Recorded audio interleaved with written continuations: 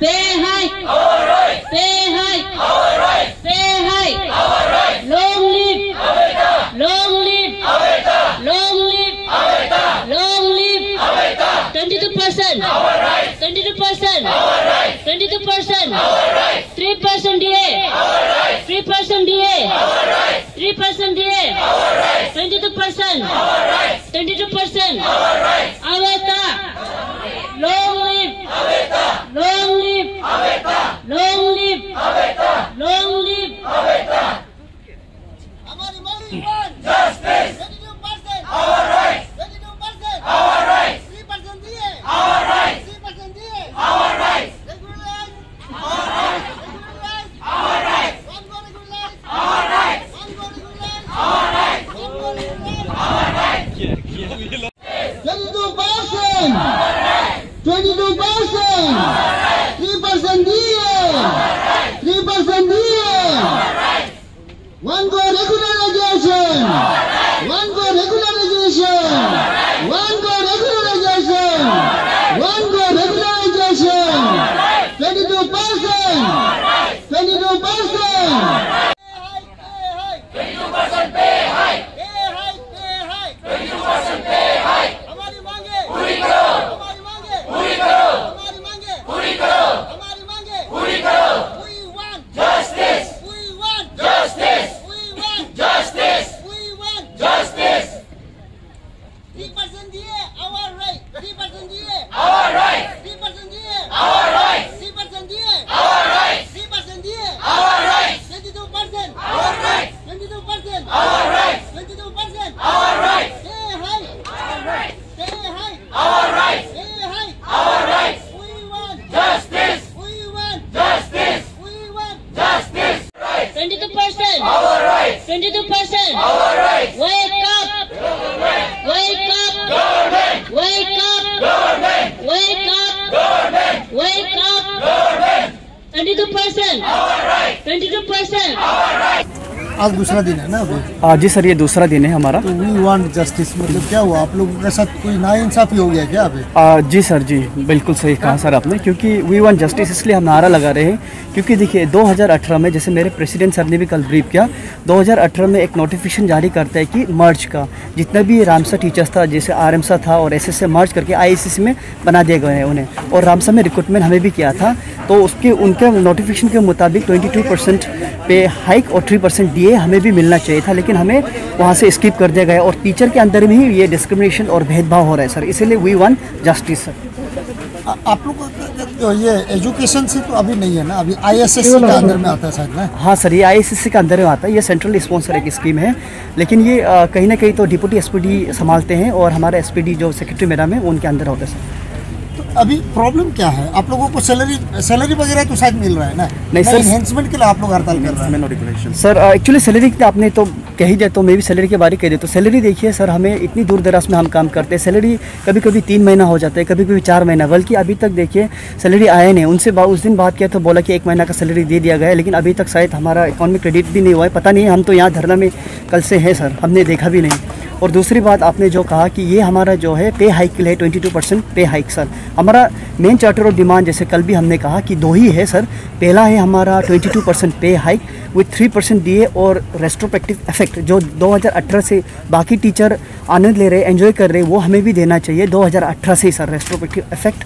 और दूसरा था सर हमारा कि हमको 1 गो में रेगुलेशंस करना चाहिए। क्यों हम 1 गो डिमांड कर रहे हैं? क्योंकि कल भी हमने कहा कि बीजेपी के मैनिफेस्टो में था और हमारे स्टूडेंट भी बहुत कम है सर, 276 है, जबकि वो अन्य टीचर को वो 400 तक रेगुलर कर सकता है, तो हमारा देखिए 276, क्यों हमें रेगुलर नहीं कर सके सर?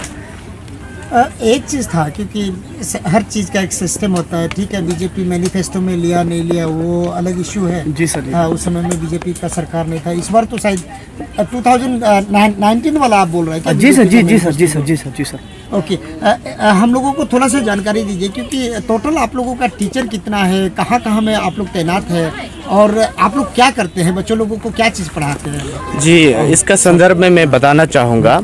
हमारा अरुणाचल में जितने वोकेशनल टीचर्स अगर इसका फिगर में कहा जाए तो 250 समथिंग अराउंड, क्योंकि एग्जैक्ट फिगर तो दे नहीं सकते क्योंकि कुछ टीचर्स रिज़ाइन अपना दूसरा परमानेंट जॉब मिल के जा रहे हैं। तो हम टीचर्स दूर दराज इलाकों में जितने भी यहाँ स्टेट में जितने भी डिस्ट्रिक्ट है उसमें हम लोग क्लास 9, 10,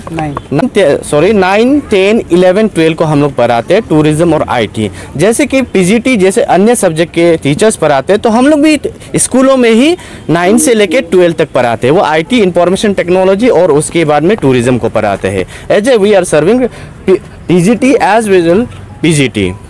काफ़ी स्कूल्स में कभी कभी टीचर का शॉर्टेज हो जाता है, तो उस समय में भी आप लोग शायद सपोर्ट करने का कोशिश करता होगा ना? जी सर, ये आपने बहुत अच्छा सवाल पूछा, क्योंकि बहुत सारे स्कूल में ये गवर्नमेंट इसे नकार नहीं सकते कि वो मतलब टीचर का शॉर्टेज नहीं है। जैसे कि हमारे आईटी टीचर वो साइंस बैकग्राउंड के आते हैं, तो जैसे कि हमारा आईटी टीचर अपना सब्जेक्ट को लेते हुए बेसिक 7 में वो मैथ्स का मैथमेटिक्स पढ़ाते हैं, और टूरिज्म जो कोर्स है वो आपका जो अन्य सब्जेक्ट जैसा कि आपका हिस्ट्री हो गया, पॉलिटिकल साइंस, अगर ग्रेजुएशन मेरा दोस्त ही बहुत सारा ऐसा टीचर्स है जो कि पॉलिटिकल साइंस में पढ़ने के बावजूद भी उसने टूरिज्म किया है, तो वो सब जितना सोशल साइंस के सब्जेक्ट को पढ़ाते आए उसके बावजूद भी हमारे जो आईटी टीचर्स है वो आईटी के नॉलेज है, तो वो क्या करते हैं जितने भी स्कूलों में सीबीएसई के काम हो या कुछ डाटा फीडअप करना पड़ता है या फिर से प्रिंटिंग हो या जेरोक्स हो या फिर से कुछ ऑर्डर बनाना पड़ता है, एज ए एलडीसी यूडीसी भी काम कर रहे हैं। तो इतने काम करने के बावजूद ये स्टेट गवर्नमेंट हमें तो एटलीस्ट हमारा वर्क को प्रति डिग्निटी ऑफ लेबर को देख के रिकॉग्नाइज करना चाहिए। ये हमारे लिए दुर्भाग्य की बात है कि इतने मतलब एजुकेशन डिपार्टमेंट के प्रति हम लोग इतना काम करने के बाद भी गवर्नमेंट अभी तक हमारा जो मांगे है हमारे लिए कुछ किया नहीं, हमारे लिए मांगे को भी देखा तक नहीं अभी तक।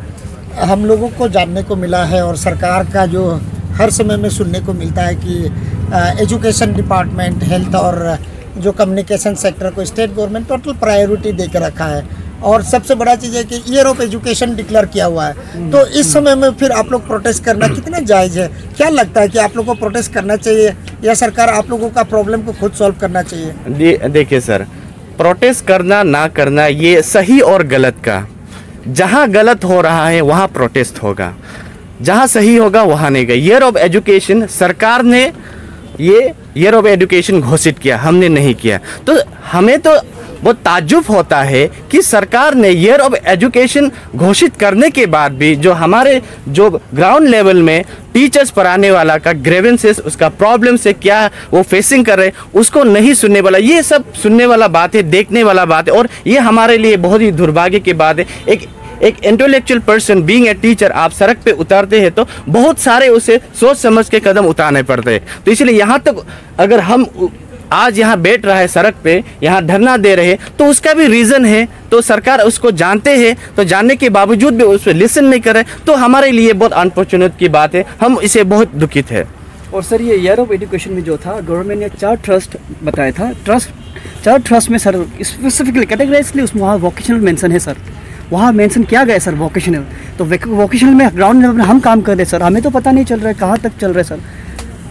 सुनने में है कि आप लोग शायद 2-3 दिन पहले कोई ऑफिसर्स लोग डिपार्टमेंट का जो जहाँ आप लोग कंसर्न है मुलाकात हुआ था शायद, क्या हुआ आप लोगों का? मुलाकात में क्या निकल के आया और शायद फ़ायदा हुआ ना, नहीं हुआ, इसके वजह से आप लोग प्रोटेस्ट कर रहे हैं? जी, एक दिन पहले हमें डिपार्टमेंट की तरफ से डिप्टी एसपीडी सर ने बुलाया था, नीलम तान जी, हम बहुत ही वेलकम करते सर ने बहुत ही प्यार से हमें बुलाया और समझाया कि ऐसा ऐसा है, एश्योरेंस उसका तरफ से भी दिया। लेकिन एश्योरेंस तो सर ऐसे होते हैं कि जैसे कि एश्योरेंस तो हमारे जो प्रदेश के जो हमारे शिक्षा मंत्री है उसने भी हमें दे चुका है, और हमारे प्रदेश के जो हमारा फाइनेंस मिनिस्टर उसने भी एश्योरेंस दे चुके हैं।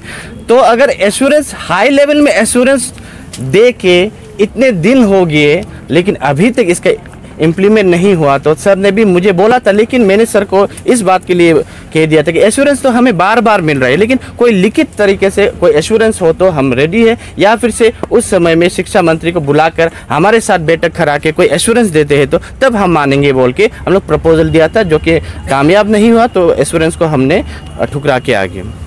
अभी क्या होगा? अभी साल ख़त्म होने को है, 21 क्रिसमस आ रहा है, नया साल आ रहा है, 22 में भी हड़ताल चालू रहेगा लगता है ना? जी, ये क्रिसमस तो आ रहा है, ये फेस्टिव सीज़न है, तो बहुत ही दुखित हूँ मैं। मेरा कलीग्स भी है जो कि बहुत दूर दराज इलाके से आके यहाँ क्रिसमस अपना फेस्टिव के सीज़न में आने वाला, ये बहुत बड़ा बात है। हर किसी के लिए आसान नहीं है। गवर्नमेंट तो देख रहा होगा इतना तकलीफ हो के रात को दिन को यहाँ में पहरा दे रहा है, लेकिन ये देखिए एक दिन का ये लड़ाई नहीं है, ये लड़ाई है सच और झूठ का लड़ाई। और वो मतलब इनजस्टिस तो जस्टिस के लिए, अगर कहीं ख़राब है, कहीं उसमें ठीक तरीके से फंक्शनिंग नहीं कर रहा है, तो ये लड़ाई तो कंटिन्यू होगा। और हमारा ये तो हक है और इतिहास गवाह है कि हमारा हक को कभी सर झुका के नहीं मांगा जाता, वो हमेशा सर उठा के मांगा जाता है। तो आने वाला समय में आज अगर नहीं टर्नअप नहीं होता है तो कल परसों, कल खत्म हो रहा है हमारा धरना, उसके बाद तुरंत ही हमारा जितना एग्जीक्यूटिव मेंबर्स है वो डिसाइड करके फिर दोबारा अगर अगले साल भी होना पड़ेगा हम लोग कंटिन्यू करेंगे जब तक हमारे मांगे को